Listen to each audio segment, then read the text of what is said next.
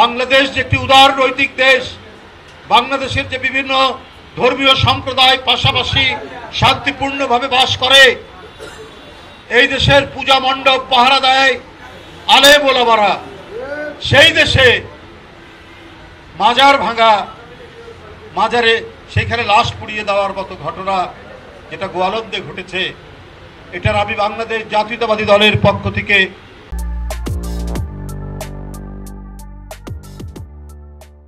তীব্র নিন্দা জানাচ্ছি এবং প্রতিবাদ জানাচ্ছি। অবশ্যই এর পিছনে আন্তর্জাতিক কোনো ষড়যন্ত্র আছে।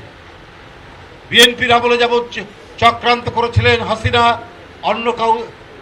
অনেককে নিয়ে বাংলাদেশের ভাবমূর্তিকে কলঙ্কিত করার জন্য, এখন আবার সেই প্রচেষ্টা চলছে কিনা, এটাই অন্তর্বর্তীকালীন সরকারকে সেটাকে প্রমাণ করতে হবে, দেখাতে হবে কারা এটার সাথে যুক্ত, কেন এই কথাগুলো বারবার আসছে।